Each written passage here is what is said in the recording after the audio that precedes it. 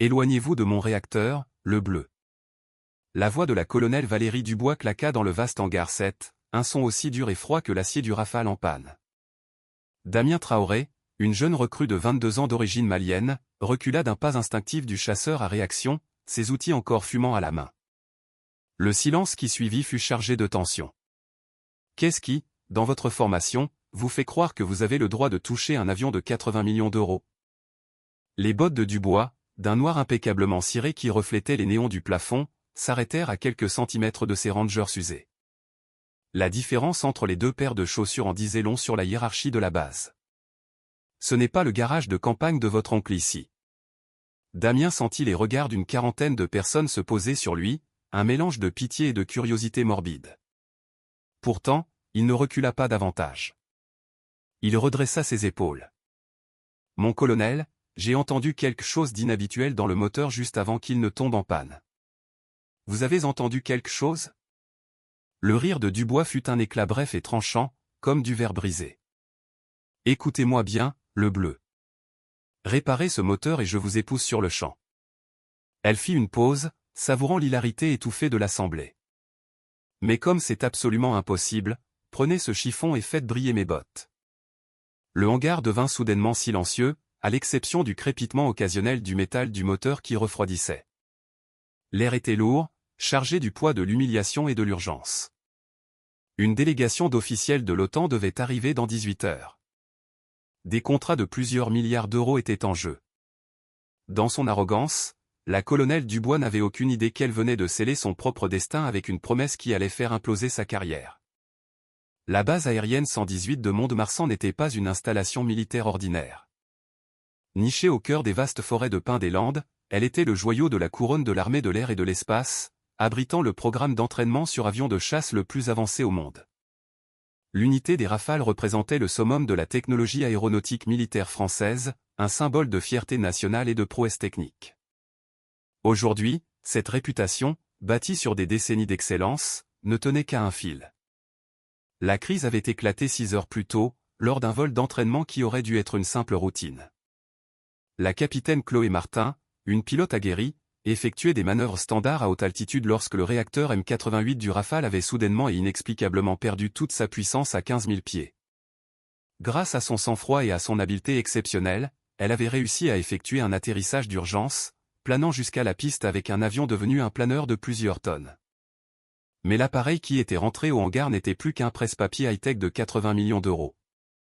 L'adjudant-chef Stéphane Leroy, le chef mécanicien de la base, un homme dont les mains portaient les cicatrices de 20 ans d'expérience, avait immédiatement lancé tous les diagnostics possibles. Les écrans d'ordinateur de son poste de travail crachaient des flots infinis de codes d'erreur, un charabia numérique qui ne menait nulle part. Chaque test revenait négatif ou non concluant. Le moteur ne présentait aucun dommage structurel évident, aucune fuite visible de carburant ou d'huile, aucun composant visiblement brûlé ou fondu. Il refusait tout simplement de démarrer, de tousser, de produire la moindre étincelle de vie. Ça n'a aucun sens, marmonna Leroy en essuyant la sueur qui perlait sur son front. Tous les systèmes sont au vert, les diagnostics ne montrent rien, mais il ne veut même pas amorcer la séquence de démarrage. C'est comme s'il était mort. La colonelle Dubois faisait les 100 pas derrière lui, tel un prédateur en cage. Son uniforme, parfaitement repassé, et les aigles brillants sur ses épaulettes symbolisaient 15 années d'une ascension fulgurante et impitoyable dans la hiérarchie militaire. Elle s'était battue bec et ongle pour obtenir ce poste de commandement, devenant la première femme à diriger le programme d'élite de Mont-de-Marsan. La démonstration pour l'OTAN de demain devait être le couronnement de sa carrière.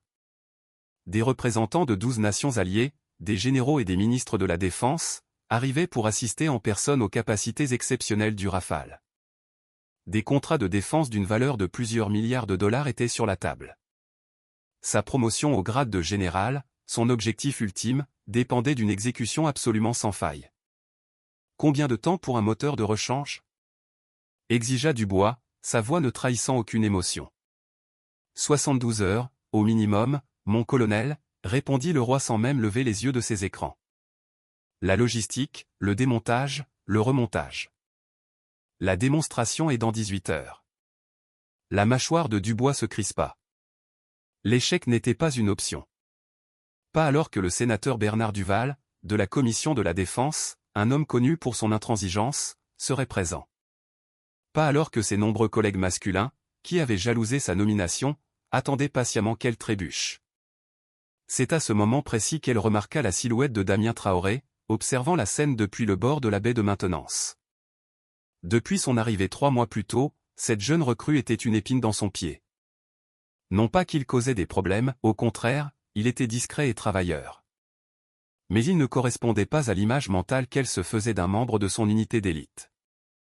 Son accent de la banlieue lyonnaise, son parcours via un BTS au lieu d'une prestigieuse école d'ingénieurs, son habitude de toucher physiquement l'équipement, de sentir les vibrations, de poser les mains sur les machines au lieu de se fier uniquement aux diagnostics informatiques. Tout en lui criait « Il n'a pas sa place ici ». Dubois s'était assuré qu'il le sache.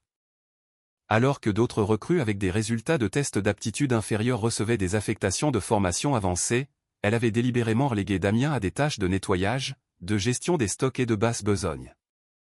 Elle s'était convaincue qu'il s'agissait de maintenir les standards, de préserver l'excellence et la réputation de l'unité. Mais au fond d'elle, dans un recoin sombre qu'elle refusait d'explorer, elle savait que la vérité était plus laide, enracinée dans des préjugés qu'elle n'admettrait jamais. Traoré. Aboya-t-elle, sa voix traversant le hangar. Qu'est-ce que vous faites ici? Damien se redressa, son calme contrastant avec l'agressivité de la colonelle. Je prends mon service de maintenance du soir, mon colonel. Les adultes travaillent. Trouvez un autre endroit pour flâner. Mon colonel, je n'ai pas pu m'empêcher de remarquer la séquence de la panne moteur. Vous n'avez pas pu vous empêcher de remarquer. La voix de Dubois monta d'un ton, devenant venimeuse. Plusieurs mécaniciens se tournèrent pour regarder, sentant l'escalade. Depuis quand les agents d'entretien analysent-ils les pannes de moteurs d'avions de chasse? L'atmosphère du hangar changea radicalement. Les conversations cessèrent. Même le bourdonnement constant du système de ventilation sembla se taire. Damien avait appris à naviguer prudemment dans ces moments. 3 mois d'humiliation systématique lui avaient enseigné quand parler et, plus souvent, quand se taire. Mais quelque chose dans cette situation semblait différent. La panne du Rafale ne concernait pas seulement la carrière de Dubois ou la démonstration de l'OTAN. Des dizaines de pilotes finiraient par piloter ces avions dans des zones de combat. Des vies humaines dépendaient de la compréhension de ce qui n'allait pas. J'ai étudié les manuels de maintenance pendant mes heures de repos, dit-il calmement, sa voix posée. La signature acoustique juste avant la panne moteur suggère. Signature acoustique? Dubois s'approcha, son visage dégoulinant de dédain. Vous avez appris ça dans votre atelier de mécanique de BTS? Plusieurs mécaniciens ricanèrent nerveusement. Ils avaient déjà été témoins du traitement que Dubois réservait à Damien, mais jamais de manière aussi publique et cruelle. Le visage de la jeune recrue resta impassible, mais ses mains se serrèrent légèrement sur ses flancs. En fait, mon colonel, j'ai obtenu ma licence en génie mécanique à l'Université de Lyon, tout en cumulant 2 emplois pour subvenir aux besoins de ma famille. L'aveu flotta dans l'air, un défi silencieux mais puissant. Dubois sentit son autorité directement remise en question devant ses subordonnés. Cela ne pouvait pas durer. Génie mécanique, éclata TL d'un rire sarcastique, d'une fac de province. Impressionnant. L'adjudant-chef Leroy se sentit mal à l'aise. Il avait, en fait, examiné le dossier de Damien à son arrivée. Les scores d'aptitude du gamin étaient hors normes, en particulier en raisonnement diagnostique, plus élevés que ceux de la plupart des mécaniciens de carrière de la base. Mais Dubois ne s'intéressait pas aux scores d'aptitude. Elle voyait un jeune homme noir qui ne connaissait pas sa place, qui avait l'audace de parler quand il aurait dû rester silencieux. Voilà ce qui va se passer, Traoré. Vous allez prendre une serpillière et nettoyer les toilettes des officiers. Laissez les problèmes impossibles aux gens qui ont de vraies qualifications. Mon colonel, avec tout le respect que je vous dois. Le respect? La voix de Dubois résonna dans le hangar, faisant vibrer les structures métalliques. Vous voulez parler de respect alors qu'une démonstration d'1 milliard de dollars est en jeu? Elle désigna le Rafale silencieux d'un geste théâtral. 20 des meilleurs ingénieurs militaires de France sont perplexes face à ce problème. Mais vous pensez que votre formation de BTS vous qualifie pour le résoudre? La foule autour d'eux s'était agrandie. Le bruit courait dans la base que quelque chose de majeur se passait dans le hangar 7.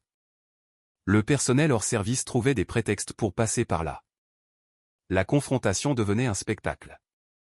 Dubois sentit le public et en joua, transformant l'humiliation en performance. « Écoutez, Traoré, je vais vous proposer un marché, devant tous ces témoins. » Elle éleva la voix pour que tout le monde, même au fond du hangar, puisse entendre. « Si vous pouvez réparer ce moteur, si vous pouvez résoudre ce que nos meilleurs éléments ne peuvent pas, je vous recommanderai personnellement pour la formation d'officier. Mieux, je vous écrirai moi-même une lettre de recommandation pour Polytechnique. » Les mécaniciens échangèrent des regards stupéfaits. Cela dépassait la simple tension professionnelle, c'était devenu personnel et démesuré. Mais Dubois n'avait pas fini. L'humiliation devait être complète, publique et mémorable. « En fait, réparez ce moteur avant l'aube, et je vous épouse moi-même. Je porterai même ma tenue de cérémonie pour l'occasion. » Le hangar éclata de rires nerveux et gênés. Plusieurs personnes sortirent leur téléphone pour enregistrer ce qu'ils supposaient être le recul inévitable et humiliant de la recrue. Dubois sourit, triomphante. Elle avait créé une situation sans issue. Soit Damien refuserait le défi et confirmerait sa place tout en bas de la hiérarchie, soit il l'accepterait et échouerait de manière spectaculaire devant toute la base. Ce à quoi elle ne s'attendait pas, c'était la confiance tranquille qui traversa le visage du jeune homme. Damien regarda au-delà de Dubois, vers le rafale silencieux. La voix de son grand-père, Jean, résonnait dans sa mémoire, aussi claire qu'un jour d'été dans le garage. Chaque moteur a sa propre voix, mon fils. Il suffit d'être assez silencieux pour entendre ce qu'il essaie de te dire. Il avait écouté ce moteur toute la journée, même de l'autre côté du hangar, et ce qu'il avait entendu ne correspondait pas à ce que les ordinateurs rapportaient. « J'accepte votre défi, mon colonel, » dit Damien calmement.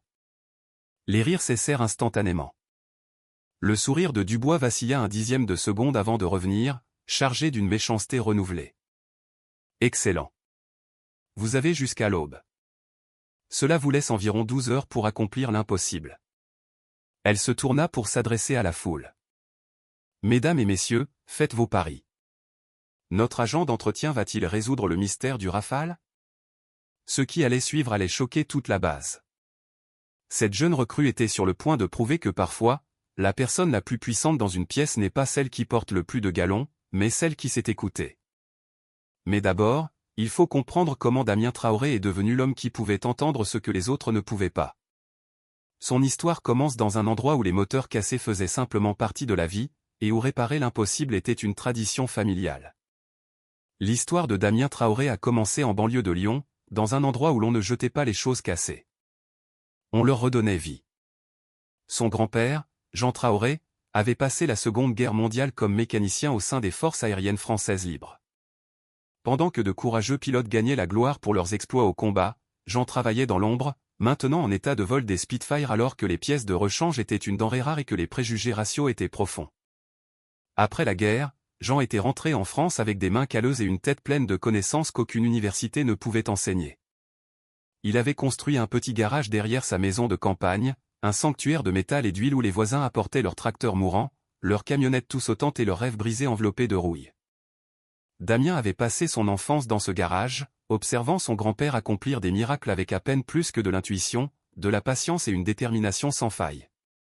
Pendant que les autres enfants jouaient aux jeux vidéo, Damien apprenait à sentir le battement de cœur d'un moteur de Peugeot 205 GTI, à entendre les plaintes chuchotées d'une transmission usée. « Viens ici, petit », disait grand-père Jean, ses mains burinées guidant les petits doigts de Damien vers un bloc moteur vibrant.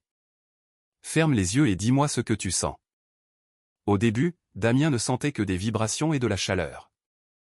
Mais peu à peu, sous l'enseignement patient de son grand-père, il commença à discerner les rythmes subtils qui révélaient les secrets d'un moteur, une légère irrégularité dans le ralenti qui prédisait une défaillance imminente du carburateur, un connement à peine perceptible qui signifiait que des roulements usés appelaient désespérément à l'aide. Chaque moteur a sa propre voix, expliquait grand-père Jean alors qu'il travaillait côte à côte sous la chaleur de l'été lyonnais.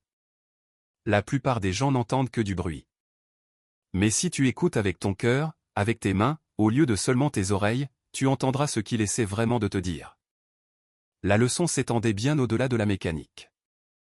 Grand-père Jean avait fait face aux préjugés toute sa vie, de la ségrégation dans l'armée à la discrimination dans la vie civile.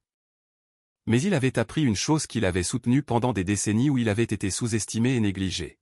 « Fiston, le monde va te dire ce que tu ne peux pas faire en fonction de tes origines ou de la couleur de ta peau, disait-il en apprenant à Damien à reconstruire un carburateur avec une précision chirurgicale. Mais un moteur, il se fiche de tout ça. Il veut juste quelqu'un qui comprenne son langage, quelqu'un qui l'écoute. Ces après-midi d'été dans le garage devinrent la véritable éducation de Damien. Il apprit que les problèmes mécaniques étaient des énigmes à résoudre, que la patience et l'observation comptaient plus que l'équipement sophistiqué, et que la solution la plus simple était souvent, mais pas toujours, la bonne. Quand l'arthrite dans les mains de grand-père Jean le força finalement à prendre sa retraite, il transmit sa caisse à outils à Damien avec une cérémonie aussi formelle et solennelle que n'importe quelle remise de diplôme universitaire. Les clés usées, les tournevis aux manches polies par des décennies d'usage, et les micromètres précis avaient diagnostiqué des milliers de problèmes et sauvé d'innombrables véhicules de la casse. Celle-ci appartenait à mon père avant moi, dit grand-père Jean, la voix épaisse d'émotion. Il réparait du matériel agricole pendant la Grande Dépression, quand les gens ne pouvaient pas se permettre d'acheter du neuf. Maintenant, elles sont à toi. Mais l'héritage le plus important n'était pas fait d'acier. Souviens-toi de ça, par-dessus tout, continua grand-père Jean, agrippant les épaules de Damien avec des mains qui portaient encore la force de décennies de travail. Le problème d'un moteur se manifeste toujours dans sa voix avant de se manifester dans les données.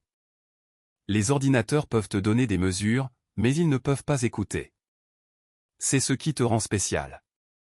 Damien emporta cette philosophie avec lui au lycée, où il reconstruisit entièrement le moteur de sa vieille Renault Clio, non pas parce qu'il le devait, mais parce qu'il voulait comprendre intimement chaque composant, chaque rouage, chaque valve. Ses camarades de classe le prenaient pour un fou de choisir la mécanique plutôt que l'informatique ou la finance. Mais Damien savait quelque chose qu'ils ignoraient. Les principes de thermodynamique et de mécanique des fluides qui régissaient un simple moteur à 4 cylindres étaient fondamentalement les mêmes que ceux qui propulsaient les avions de chasse les plus avancés du monde. La physique ne changeait pas simplement parce que les enjeux devenaient plus importants. Quand il obtint sa licence en génie mécanique à Lyon, Damien était l'un des 3 seuls étudiants de sa promotion à avoir réellement construit un moteur de A à Z. Ses professeurs reconnurent en lui quelque chose de rare, un jeune homme qui combinait des connaissances théoriques approfondies avec une sagesse pratique et intuitive. Mais c'est lors d'un stage d'été dans une casse d'avion militaire que Damien découvrit sa véritable vocation. La casse était spécialisée dans les avions militaires réformés, et il passait de longues journées à ramper dans les carcasses de chasseurs retirés du service, apprenant comment les turboréacteurs différaient de leurs cousins automobiles. La complexité était à couper le souffle. Les turboréacteurs fonctionnaient sur des principes qui poussaient la physique à ses limites, des températures qui feraient fondre la plupart des métaux, des pressions qui pourraient écraser l'acier, des tolérances mesurées en millièmes de millimètre. Pourtant, sous toute cette sophistication, Damien entendait le même langage de base que son grand-père lui avait appris à comprendre, le métal se dilatant sous la chaleur, les roulements s'usant contre leur cage, l'air circulant à travers des passages conçus par le génie et fabriqués par des artisans. Un après-midi, en examinant un moteur de Mirage 2000 retiré du service qui avait subi une panne catastrophique, Damien fit une découverte qui allait changer sa vie. Le rapport d'enquête officiel blâmait la fatigue du métal sur une aube de turbine. Mais en écoutant la façon dont l'air sifflait à travers les composants endommagés, il entendit une autre histoire. Un corps étranger à un petit boulon, probablement tombé pendant une opération de maintenance, avait été ingéré dans le cœur du réacteur. Les dommages subséquents avaient été mal diagnostiqués parce que les enquêteurs s'étaient concentrés sur les symptômes spectaculaires plutôt que sur la cause première, subtile. Son superviseur, un ancien mécanicien bourru de l'armée de l'air nommé Stéphane Leroy, fut sceptique au début. Mais quand ils démontèrent complètement le moteur, il était là, un petit morceau de métal tordu et brûlé qui avait déclenché une cascade de destruction. « Comment tu savais » avait demandé Leroy, stupéfait. « Mon grand-père m'a appris que les moteurs disent toujours la vérité » avait répondu Damien. « Il faut juste savoir comment écouter. » Cette leçon l'avait porté à travers ses classes, à travers les défis de la vie militaire, à travers 3 mois d'humiliation systématique à Mont-de-Marsan. Maintenant, debout devant une foule qui s'attendait à ce qu'il échoue, Damien ferma les yeux et entendit la voix de grand-père Jean une dernière fois. Le problème d'un moteur se manifeste toujours dans sa voix avant de se manifester dans les données. Le moteur du Rafale avait essayé de raconter son histoire toute la journée. Finalement, quelqu'un était prêt à l'écouter. Le hangar 7 s'était transformé en une arène romaine moderne. La nouvelle du défi insensé de la colonelle Dubois s'était répandue dans la base de Mont-de-Marsan comme une traînée de poudre, attirant du personnel de tous les coins de l'installation. les mécaniciens des autres hangars abandonnèrent leur poste. Le personnel administratif trouva des excuses pour « livrer des documents urgents » au hangar 7. Même l'équipe du mess interrompit la préparation du dîner pour assister à ce qui promettait d'être soit un échec spectaculaire, soit un miracle impossible. La colonelle Dubois se tenait au centre de tout cela, se nourrissant de l'énergie de la foule comme un prédateur sentant une proie blessée. Elle avait orchestré ce moment à la perfection, une humiliation publique si complète que personne, jamais plus, ne remettrait en question son autorité. « Mesdames et messieurs », annonça-t-elle, sa voix portant jusqu'aux confins de la foule grandissante, nous sommes sur le point d'assister à quelque chose d'inédit. Une recrue avec un BTS pense pouvoir résoudre ce que 20 ingénieurs militaires chevronnés ne peuvent pas. Des rires nerveux parcoururent l'assemblée. Des dizaines de smartphones apparurent, leurs lentilles enregistrant ce que la plupart s'attendaient à être un désastre de fin de carrière pour la jeune recrue noire qui osait défier la commandante de la base. La confiance de Dubois était absolue. Ce défi public cimenterait la leçon de manière permanente, servant d'avertissement à quiconque envisagerait de sortir du rang. Mais de l'autre côté du hangar, quelqu'un d'autre observait la scène avec des yeux très différents. L'adjudant-major Sandrine Roussel était en train de quitter sa combinaison de vol quand la nouvelle parvint au quartier des pilotes. À 48 ans, elle avait passé 25 ans dans l'armée de l'air, devenant la première femme d'origine espagnole à occuper le poste d'ingénieur de vol senior à Mont-de-Marsan. Roussel avait vu le traitement que Dubois réservait à Damien depuis le début, l'exclusion systématique de la formation, l'attribution de tâches subalternes malgré des résultats de tests exceptionnels, les renvois désinvoltes qui témoignaient de préjugés plus profonds. Plus important encore, Roussel reconnaissait chez la jeune recrue quelque chose que Dubois avait complètement manqué, la façon dont il observait les avions avec une fascination sincère, les questions intelligentes qu'il posait qui révélaient une compréhension peu commune, la confiance tranquille qui ne vacillait jamais malgré l'humiliation constante.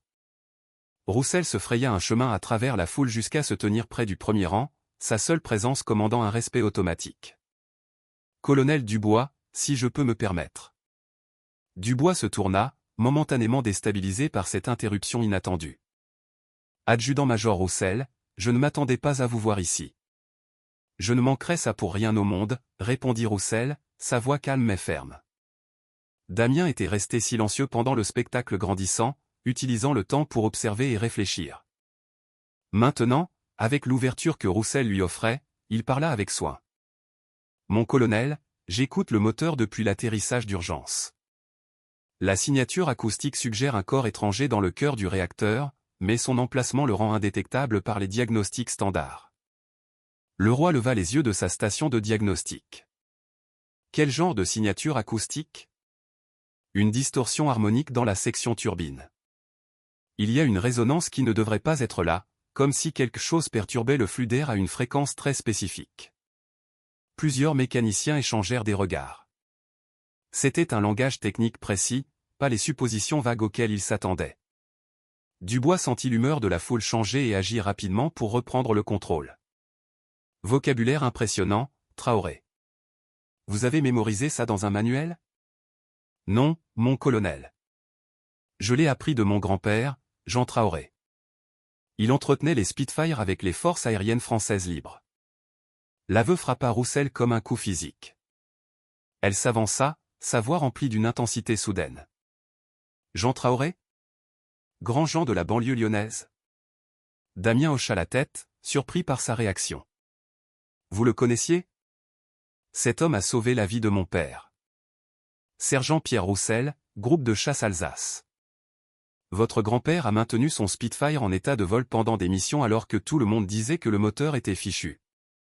Le hangar devint silencieux, à l'exception du bourdonnement des systèmes de ventilation.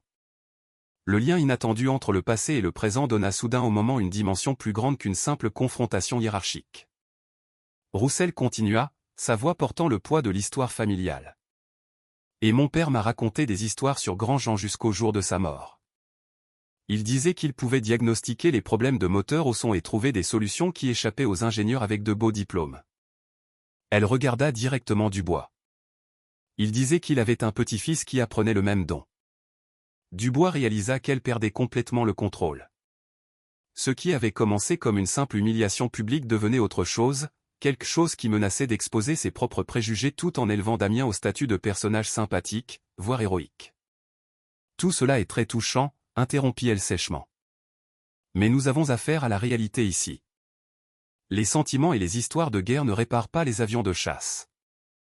Vous avez tout à fait raison, acquiesça Roussel. Alors, testons la réalité. Elle se tourna de nouveau vers Damien. Vous pensez pouvoir diagnostiquer ce problème?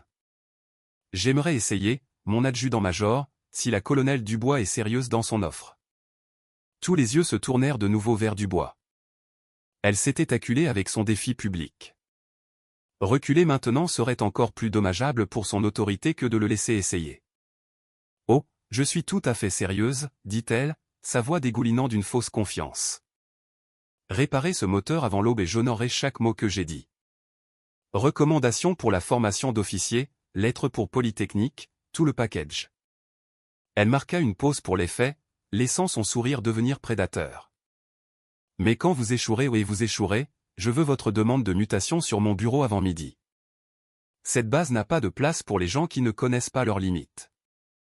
La foule s'agita face à l'enjeu accru. Il ne s'agissait plus de réparer un moteur. Il s'agissait de respect, de hiérarchie et du courage de défier les systèmes qui maintiennent les gens à leur place. Dubois s'approcha de Damien, sa voix baissant à un murmure menaçant qui parvenait tout de même à la foule. Laissez-moi être très clair, le bleu. Vous êtes sur le point de vous ridiculiser devant toute la base. Quand ce sera terminé, vous aurez de la chance si on vous assigne au nettoyage des latrines dans le poste le plus isolé que je puisse trouver. Elle se redressa, s'adressant à nouveau à la foule. Mais bon, peut-être que je me trompe. Peut-être que cet agent d'entretien peut vraiment accomplir ce que notre équipement de diagnostic à plusieurs millions de dollars ne peut pas. L'insulte flotta dans l'air comme un poison. Plusieurs mécaniciens se sentirent mal à l'aise, reconnaissant que cela avait dépassé le désaccord professionnel pour devenir quelque chose de plus laid et personnel. Damien regarda autour du hangar, les visages qui allaient de curieux à hostiles en passant par plein d'espoir. Puis son regard se posa sur le Rafale silencieux, son capot moteur ouvert comme un patient attendant une opération chirurgicale à cœur ouvert. « J'accepte ces termes, mon colonel, dit-il calmement. Le sourire de Dubois s'élargit. « Excellent. Vous avez 11h37 jusqu'à l'aube. Le compte à rebours commence maintenant. » Elle désigna l'avion comme une animatrice de jeux télévisés révélant un prix. « Mesdames et messieurs, voyons si l'ingénierie de BTS peut accomplir ce que l'élite militaire ne peut pas. » La foule se pressa plus près alors que Damien s'approchait du Rafale avec la révérence de quelqu'un entrant dans une cathédrale. Il posa sa main sur le capot moteur froid et ferma les yeux. Pendant 30 longues secondes, le hangar fut complètement silencieux, à l'exception du bourdonnement lointain des opérations de la base. Quand Damien ouvrit les yeux, quelque chose avait changé dans son expression. L'incertitude avait disparu, remplacée par une détermination tranquille et concentrée. Roussel le regarda avec un respect grandissant.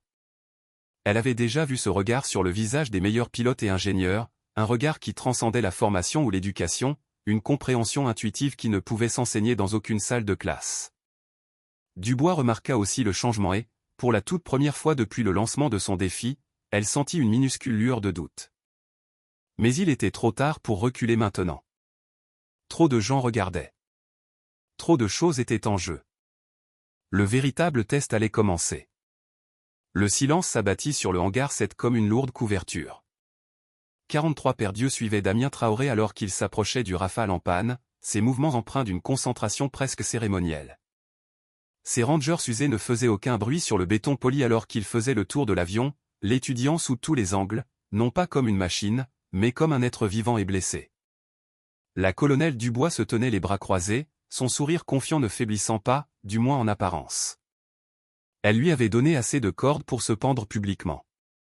Maintenant, tout ce qu'elle avait à faire était d'attendre l'échec inévitable et de savourer sa victoire.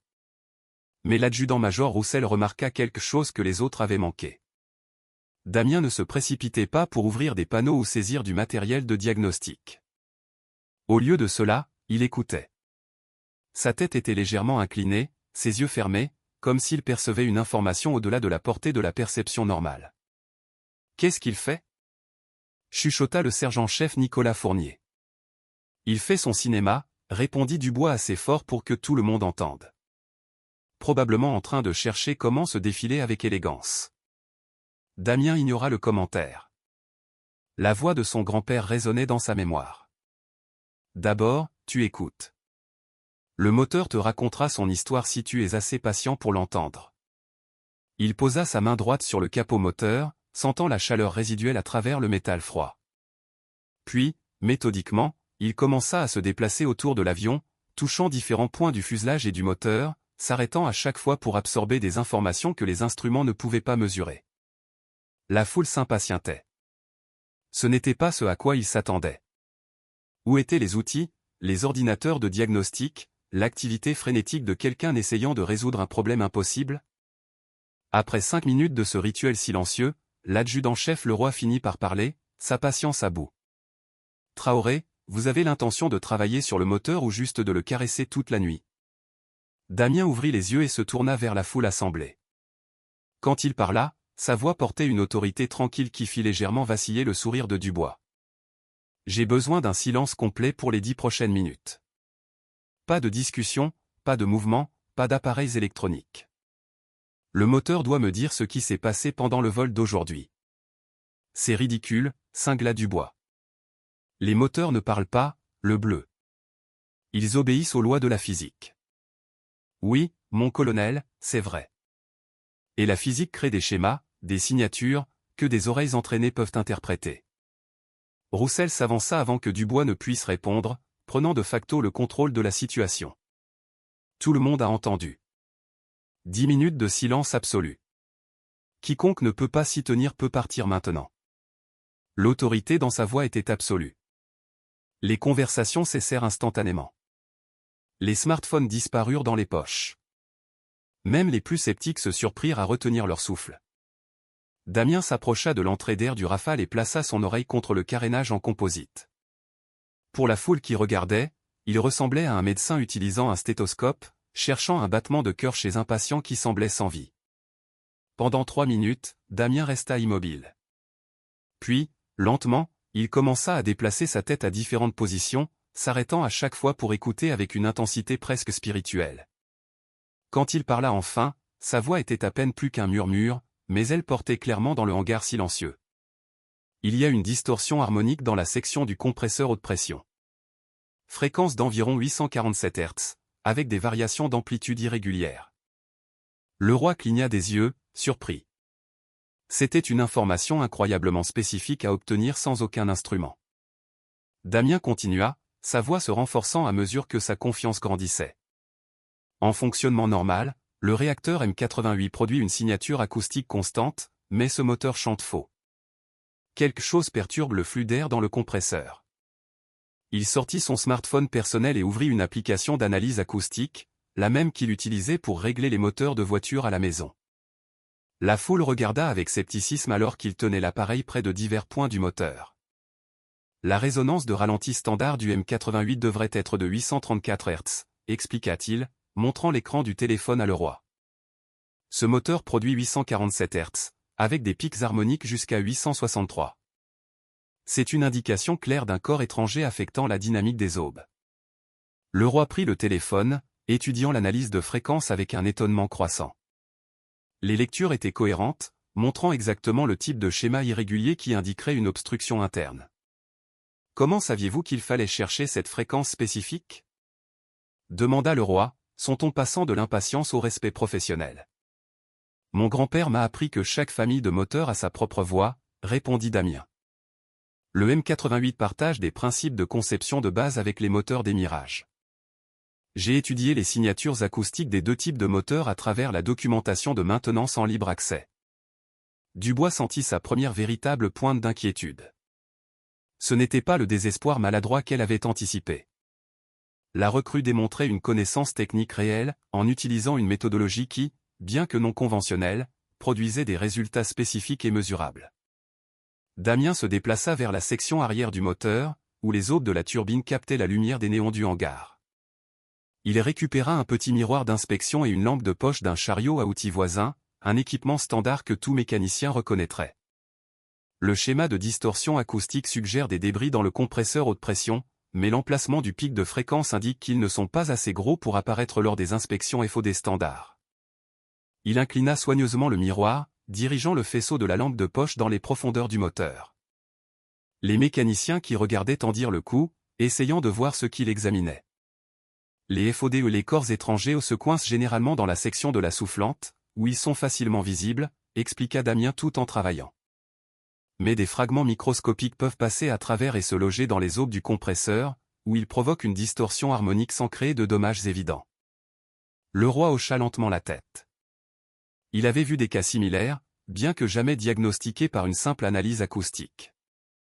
Les données de vol de la mission d'aujourd'hui devraient montrer un schéma spécifique, continua Damien, se redressant après son examen visuel. Une fluctuation de puissance commençant vers 15 000 pieds, progressive mais subtile, suivie d'une panne soudaine à l'altitude de croisière. Roussel prit la parole depuis la foule. Le roi affichait les données de l'enregistreur de vol d'aujourd'hui. Le roi se dirigea vers sa station de diagnostic et commença à taper des commandes. En quelques secondes, l'écran principal afficha le profil de vol de la capitaine Martin de plus tôt dans la journée. « Mon Dieu !» souffla le roi. Fluctuation de puissance commençant à 14 800 pieds, dégradation progressive sur 12 minutes, puis panne catastrophique à 22 500 pieds. C'est exactement ça. La foule s'agita, des murmures d'incrédulité parcourant les rangs. Damien avait décrit le schéma exact de la panne sans accéder à aucune donnée de vol, en utilisant uniquement ce qu'il avait entendu dans la signature acoustique du moteur. « Comment diable saviez-vous ça ?» demanda Fournier, son scepticisme commençant à se fissurer sérieusement. « Parce que le schéma de distorsion harmonique raconte une histoire, » répondit Damien. « De petits débris ne provoquent pas une panne immédiate. Ils créent des vibrations qui s'aggravent progressivement à mesure que la contrainte sur le moteur augmente avec l'altitude. La fréquence spécifique que j'ai détectée indique des fragments assez petits pour passer l'inspection visuelle initiale, mais assez gros pour perturber l'efficacité du compresseur. » Dubois observa cet échange avec une alarme croissante. La recrue ne devinait pas. Il démontrait des capacités de diagnostic qui dépassaient de loin celles de ses mécaniciens les mieux formés. Damien retourna à l'entrée d'air du moteur et resta silencieux une autre minute, traitant tout ce qu'il avait observé. Quand il se retourna vers la foule, son expression était passée d'analytique à confiante. Les débris sont logés dans le 3e étage du compresseur, probablement incrustés dans le bord d'attaque d'une aube, là où une inspection normale ne peut pas les détecter. Les enlever ne nécessite pas de démonter le moteur ou de remplacer les aubes. « Qu'est-ce que vous suggérez ?» demanda le roi, maintenant complètement investi. « Une purge à flux inversé. Nous utilisons la propre conception du moteur contre le problème. » Dubois ne put rester silencieuse plus longtemps. « Une purge à flux inversé ? Ce n'est pas une procédure standard pour le M88. Ce n'est même pas dans les manuels. » « Non, mon colonel, ça ne l'est pas. Mais le principe est solide. Le M88 a des aubes de guidage d'entrée à géométrie variable et un système sophistiqué de prélèvement d'air. En manipulant le flux d'air d'entrée et en activant des vannes de prélèvement spécifiques en séquence, nous pouvons créer une onde de pression inversée contrôlée à travers la section du compresseur. Il se dirigea vers la station de diagnostic de Leroy et afficha le schéma technique du moteur. Ici. Si nous faisons pivoter les aubes de guidage en position de flux minimum, tout en activant simultanément les vannes de prélèvement des étages 2 et 4, nous créons un différentiel de pression qui force l'air à reculer brièvement à travers le compresseur. Leroy étudia le schéma, son esprit d'ingénieur analysant la physique. Cela créerait un flux inversé significatif, mais cela n'endommagerait-il pas les aubes du moteur? Pas si nous contrôlons la pression soigneusement et limitons la durée à quelques secondes. Les fragments de débris sont petits et non fixés mécaniquement. Une brève impulsion de flux inversé devrait les déloger sans affecter l'intégrité structurelle des aubes. Roussel avait suivi la discussion technique avec un respect grandissant. J'ai vu des techniques similaires utilisées sur des Mirage 2000 lors d'opérations de combat en Afrique. Des procédures de terrain d'urgence lorsque la maintenance standard n'est pas possible. Exactement, Damien hocha la tête. Le M88 est plus sophistiqué, ce qui signifie que nous avons un meilleur contrôle sur le processus. Au lieu de manœuvres de poussée inversée grossières, nous pouvons créer des schémas de pression précis qui ciblent des étages de compresseurs spécifiques. Il se tourna pour s'adresser à toute la foule. La procédure prend environ 20 minutes à programmer. Nous programmons l'unité de contrôle du moteur pour exécuter la séquence de vannes automatiquement, tout en surveillant la pression et la température à chaque étage. Si les débris se délogent avec succès, La signature acoustique devrait revenir à la normale en moins de 5 minutes. Le roi effectuait déjà des calculs sur sa tablette. Les différentiels de pression semblent gérables. Les limites de température restent dans des plages acceptables. C'est non conventionnel, mais la physique tient la route.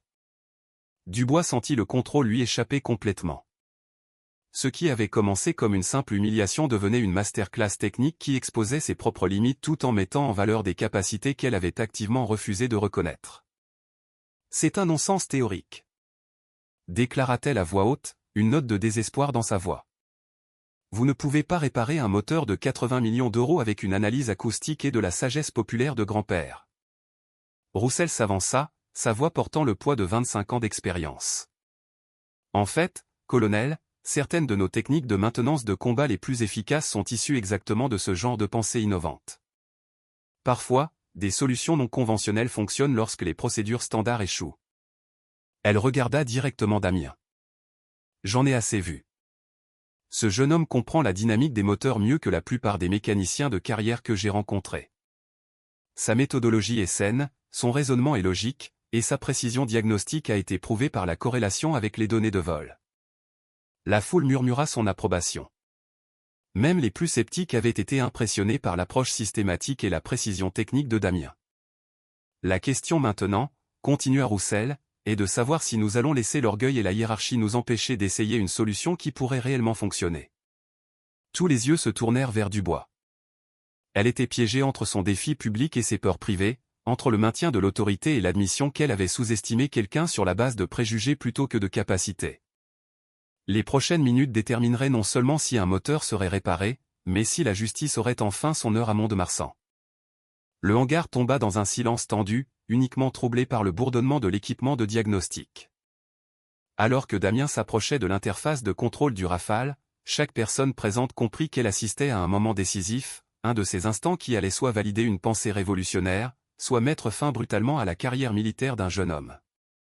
La colonelle Dubois se tenait rigide, la mâchoire serrée, son visage un masque d'impassibilité qui dissimulait mal la tempête qui faisait rage en elle.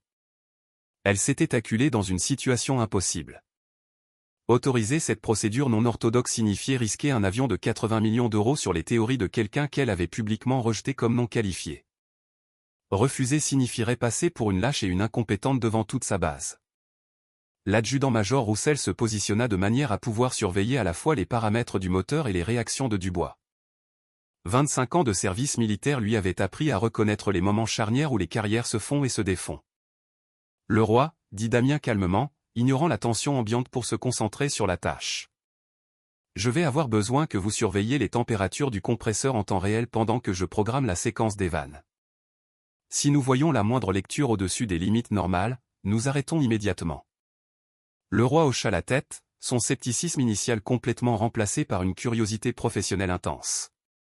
Les connaissances théoriques de la recrue s'étaient avérées légitimes. Maintenant, ils allaient découvrir si sa solution non conventionnelle pouvait fonctionner en pratique. Damien connecta une tablette à l'interface de maintenance du moteur, ses doigts se déplaçant sur l'écran tactile avec une précision et une vitesse expertes. Des lignes de code et des diagrammes de flux apparurent, alors qu'il programmait la séquence complexe d'opération des vannes qui créerait l'impulsion de flux inversés. Vanne de prélèvement de l'étage 2 programmée pour une activation de 3,2 secondes, annonça-t-il d'une voix claire. Vanne de prélèvement de l'étage 4 réglée pour un chevauchement de 2,8 secondes. Aube de guidage d'entrée en rotation vers la position de flux minimum. Les capteurs de température sont actifs, confirma le roi depuis son poste. Surveillance de la pression en ligne. Tous les systèmes sont prêts. La foule se pressa plus près, une mer de visages tendus illuminés par la lueur des écrans. Les smartphones capturèrent chaque instant. Ces images documenteraient soit une percée historique en maintenance aéronautique, soit un échec spectaculaire. Damien marqua une pause, son doigt planant au-dessus de la commande d'exécution. La voix de son grand-père murmura dans sa mémoire, un écho rassurant à travers les années. Fais confiance à ce que le moteur te dit, mon fils. Il ne ment jamais. Lancement de la séquence de purge à flux inversé, annonça-t-il. L'unité de contrôle du moteur du Rafale s'anima avec une série de bips électroniques alors que les actionneurs des vannes répondaient aux commandes programmées. Au plus profond du moteur, de l'air sous pression commença à circuler dans des directions pour lesquelles il n'avait jamais été conçu. Sur l'écran de surveillance de Leroy, les lectures de pression fluctuèrent sauvagement alors que la séquence orchestrée se déroulait. La vanne de prélèvement de l'étage 2 s'ouvrit avec un sifflement sec, suivi une fraction de seconde plus tard par celle de l'étage 4. L'air qui circulait normalement de l'avant vers l'arrière, à travers les étages de compression, inversa soudainement son cours, créant de puissantes ondes de pression se déplaçant à reculons à travers la section du compresseur. Pic de pression dans la section du compresseur, annonça Leroy. Toujours dans les limites de sécurité acceptables. Le son était étrange, ne ressemblant à rien de ce que les mécaniciens chevronnés avaient jamais entendu. Au lieu du souffle régulier de l'air circulant à travers les aubes de la turbine, le moteur produisait une pulsation profonde et rythmée, un battement de cœur artificiel alors que des ondes de pression se déplaçaient contre les schémas de flux d'air naturel. Température en hausse mais stable, rapporta Leroy. Vibration du compresseur. Attendez. Il se pencha plus près des instruments, observant des lectures qui semblaient presque trop belles pour être vraies. La fréquence des vibrations change. Elle chute. De 847 Hz vers la plage normale. 842. 839. La foule s'agita. Même sans formation technique, il pouvait entendre la différence. La signature acoustique du moteur était en train de changer.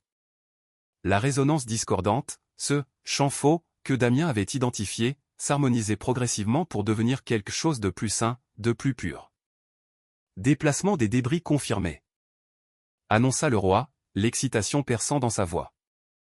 Fréquence maintenant à 835 Hz et en cours de stabilisation. Damien surveillait la procédure avec une concentration intense, prêt à l'interrompre si un seul paramètre se dirigeait vers un territoire dangereux. Mais les systèmes de contrôle sophistiqués du M88 géraient les exigences non conventionnelles exactement comme il l'avait calculé. Impulsion de pression finale, annonça-t-il. 3, 2, 1. Top. La dernière séquence de vannes s'activa avec une synchronisation parfaite. Un dernier souffle d'air inversé balaya la section du compresseur, emportant avec lui les fragments microscopiques qui avaient causé une panne catastrophique quelques heures plus tôt. Puis, soudain, le silence. Le moteur était immobile. Les systèmes internes revenaient à leur configuration normale. Les aubes de guidage d'entrée pivotèrent vers leur position standard.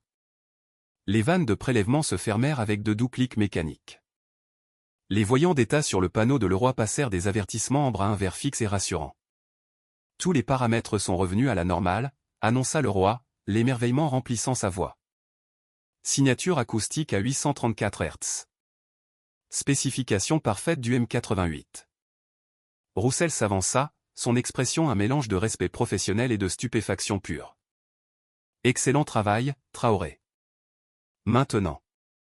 Voyons s'il démarre. C'était le test ultime. Le succès théorique ne signifiait rien si le moteur refusait de fonctionner.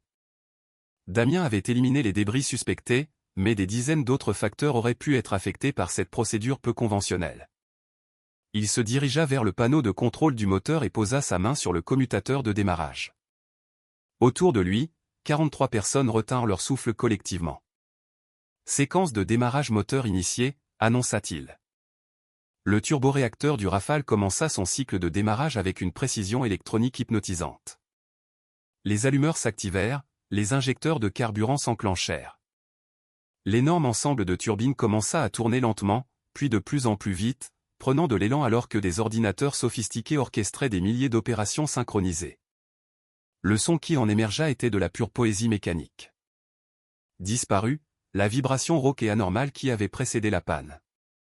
À sa place, le moteur produisit un rugissement doux, puissant et parfaitement équilibré qui représentait 30 ans d'excellence en ingénierie, fonctionnant exactement comme prévu. Les étages du compresseur atteignirent leur vitesse opérationnelle sans la moindre hésitation. Les températures de la turbine grimpèrent régulièrement dans les paramètres normaux. La pression d'huile se stabilisa au niveau de spécification. Pleine puissance militaire atteinte. Annonça Leroy, sa voix devant crier pour couvrir le rugissement tonitruant du moteur. Tous les systèmes sont nominaux. Le moteur fonctionne dans des paramètres parfaits. Le hangar éclata en acclamations spontanées. Les mécaniciens qui avaient passé des heures déconcertés par la panne regardaient maintenant avec stupéfaction leur avion le plus sophistiqué, ronronnant avec un fonctionnement impeccable. Mais le son le plus fort était le silence assourdissant de la colonelle Dubois, dont le visage était devenu blême en réalisant pleinement ce qui venait de se passer. Une recrue qu'elle avait méprisée, rejetée et publiquement humiliée avait accompli ce que toute son équipe d'experts n'avait pas pu faire. L'heure de vérité était arrivée, et elle appartenait entièrement à Damien Traoré. Le rugissement tonitruant du moteur du Rafale, parfaitement fonctionnel, s'estompa alors que Damien arrêtait le système.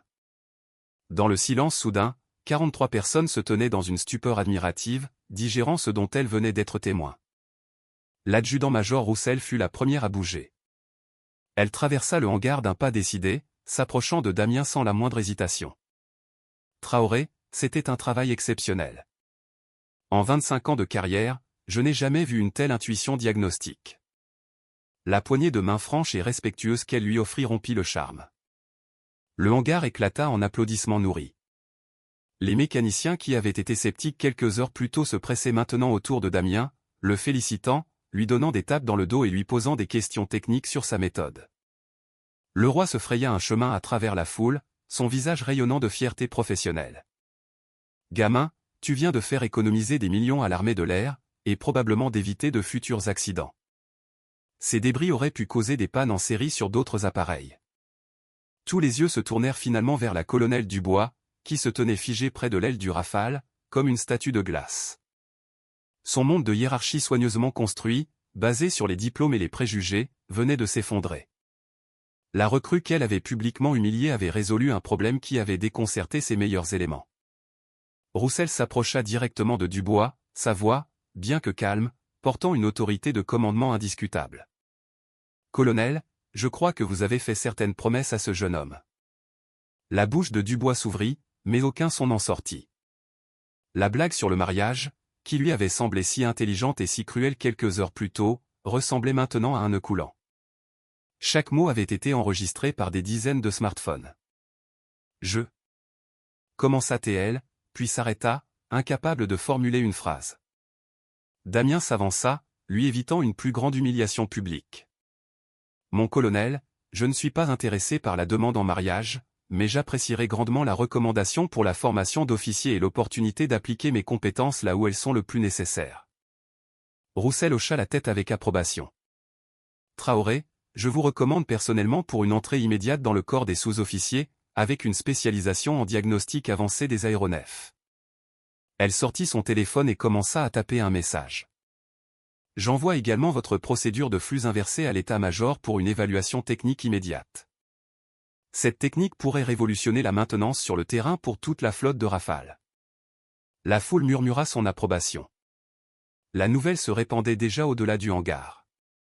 Le lendemain matin, le nom de Damien Traoré serait connu dans tout Mont-de-Marsan, et bien au-delà. De plus, continua Roussel, je vous veux comme co-instructeur pour le nouveau programme de formation en diagnostic que nous sommes en train de développer. La sagesse de votre grand-père, combinée à l'ingénierie moderne, pourrait former la prochaine génération de techniciens d'élite. Dubois regarda, impuissante, son autorité s'effritait alors que Roussel prenait effectivement le contrôle. La base qu'elle avait commandée avec une poigne de fer lui échappait. Le moment de reconnaissance était arrivé, et avec lui, le début d'une justice attendue.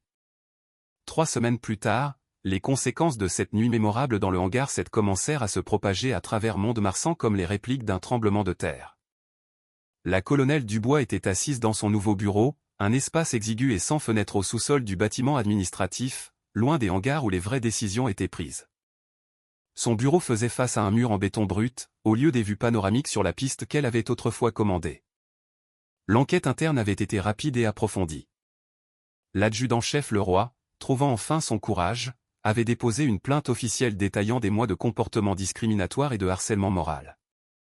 D'autres membres du personnel avaient suivi, partageant des histoires de minorités qualifiées et ignorées pour l'avancement alors que des candidats moins capables mais plus conformes recevaient des opportunités. Les preuves étaient accablantes. Les images de sécurité montraient Dubois assignant constamment des tâches subalternes à Damien, malgré ses résultats de tests exceptionnels. Les archives de courriels révélaient qu'elle avait délibérément bloqué ses candidatures à des programmes de formation avancés. Et bien sûr, Ses propres paroles lors du défi du moteur avaient été enregistrées par des dizaines de smartphones, fournissant une preuve irréfutable de son abus de pouvoir. Colonel Dubois annonça son remplaçant depuis l'embrasure de la porte. Le lieutenant-colonel Jacques Martin, un pilote décoré avec une solide formation d'ingénieur, avait pris le commandement du programme Rafale. Vos nouveaux ordres d'affectation. Dubois accepta le dossier avec des mains qui tremblaient légèrement. À l'intérieur, elle trouva des ordres la transférant à la base de Port-au-Français sur les îles Kerguelen, une station de surveillance météorologique isolée dans le sud de l'océan Indien. Ces nouvelles fonctions consisteraient à suivre les schémas de tempête et à remplir des rapports météorologiques quotidiens. Kerguelen. Murmura-t-elle, le nom sonnant comme une condamnation à l'exil. L'état-major a estimé qu'un changement de climat pourrait vous aider à réfléchir sur les principes fondamentaux du leadership, répondit Martin sans la moindre trace d'émotion. Votre transport part à 4 heures demain. L'ironie n'échappa à personne à Mont-de-Marsan. La femme qui avait brandi la menace d'affectation lointaine comme une punition connaissait maintenant ce sort elle-même. Pendant ce temps, la vie de Damien Traoré s'était complètement transformée.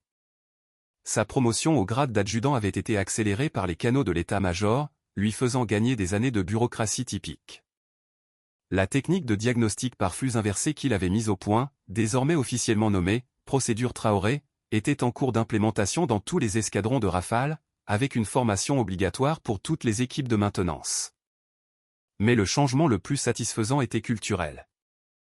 De nouveaux protocoles, poussés par Roussel et Martin, exigeaient désormais des tests de compétences techniques pratiques pour tous les postes de supervision. Le parcours éducatif restait important, mais les capacités réelles de résolution de problèmes avaient maintenant un poids égal. Les diplômés de BTS et d'université ne pouvaient plus être simplement écartés parce que leur diplôme manquait du prestige des grandes écoles. Un groupe de travail sur la diversité et l'équité, dirigé par l'adjudant-major Roussel, commença à examiner les dossiers du personnel pour identifier d'autres individus talentueux qui avaient été négligés en raison de préjugés. 3 mécaniciens reçurent des promotions immédiates. 2 jeunes recrues furent accélérés vers des programmes d'officiers. Le « protocole Damien », comme le personnel de la base avait surnommé le nouveau système d'évaluation, mettait l'accent sur le mentorat plutôt que sur la hiérarchie, et sur la collaboration plutôt que sur la compétition. Les anciens subordonnés de Dubois s'adaptèrent rapidement au nouvel environnement, plus sain et plus productif. Le roi se retrouva à travailler directement avec Damien sur des procédures de diagnostic avancées, leur partenariat produisant des innovations en matière de maintenance qui impressionnèrent les officiels de l'état-major. Le sergent-chef Nicolas Fournier, qui avait autrefois ricané, se porta volontaire pour aider à mettre en œuvre la nouvelle formation sur la diversité dans toute la base. « J'ai fait partie du problème », admit-il lors d'une session, mais je veux faire partie de la solution. La démonstration de l'OTAN s'était déroulée sans accroc 3 semaines plus tôt, Damien présentant lui-même sa méthodologie de diagnostic aux officiels de la défense internationale, à la demande expresse du général commandant la base. Les commandes d'avions Rafale augmentèrent de 30% dans les mois qui suivirent, alors que les nations alliées gagnaient en confiance dans les protocoles de maintenance améliorés. Le sénateur Bernard Duval, initialement sceptique quant aux événements peu orthodoxes à Mont-de-Marsan, devint un fervent défenseur de la promotion de la pensée innovante au sein des rangs militaires. La base reçut des fonds supplémentaires pour des programmes de formation avancés. La carrière de Dubois n'était pas détruite, mais elle était définitivement diminuée. Son dossier personnel contenait désormais des réprimandes formelles qui empêcheraient toute promotion future. Les étoiles de général qu'elle avait si agressivement poursuivies resteraient à jamais hors de portée. La justice à Mont-de-Marsan n'exigea pas de punition vindicative. Les conséquences naturelles des actions de Dubois aux pertes de respect, stagnation de carrière, exil professionnel fournirent une responsabilité appropriée. Plus important encore, des changements systémiques garantissaient que ces pratiques discriminatoires ne pourraient pas se poursuivre. Les futurs recrues seraient évalués sur le mérite plutôt que sur les préjugés, sur le potentiel plutôt que sur le pédigré. La base avait appris que le vrai leadership signifiait reconnaître le talent où qu'il émerge, et non le réprimer lorsqu'il défiait des suppositions confortables. L'affectation de Dubois à Kerguelen commencerait à l'aube, mais son héritage de discrimination prenait déjà fin. 6 mois plus tard, l'adjudant Damien Traoré se tenait devant une classe de recrues diverses à l'école de l'air de Salon de Provence, enseignant les principes de diagnostic que son grand-père lui avait transmis dans un humble garage de la banlieue lyonnaise. La méthode Traoré était désormais un protocole standard dans de nombreuses forces aériennes de l'OTAN. plusieurs pannes d'avions potentiellement catastrophiques avaient été évitées grâce à des techniques d'analyse acoustique qui combinaient la sagesse traditionnelle avec la technologie moderne. Dubois s'était adapté à sa nouvelle réalité, surveillant les modèles météorologiques à Kerguelen, à des milliers de kilomètres des avions qu'elle avait autrefois commandés. Son histoire servait de mise en garde dans toute la formation au leadership militaire, un exemple de la façon dont l'orgueil et les préjugés peuvent aveugler même les esprits les plus brillants. Mais la plus grande fierté de Damien venait d'une lettre encadrée dans ses quartiers, une note manuscrite de la maison de retraite de grand-père Jean, où son grand-père regardait les reportages sur son succès avec des larmes de joie. Chaque moteur a sa propre voix, concluait la lettre. Mais toi, mon petit-fils, tu as donné une voix à quelque chose de bien plus important. Tu as parlé pour tous ceux à qui on a dit qu'ils n'avaient pas leur place. Parfois, les voix les plus silencieuses portent les vérités les plus puissantes. Si vous étiez à la place de Damien, auriez-vous eu le courage d'accepter le défi impossible de Dubois? Abonnez-vous si vous croyez que le talent mérite d'être reconnu d'où qu'il vienne, et partagez cette histoire avec quelqu'un qui a besoin d'entendre que son potentiel compte. Justice pour les sous-estimés.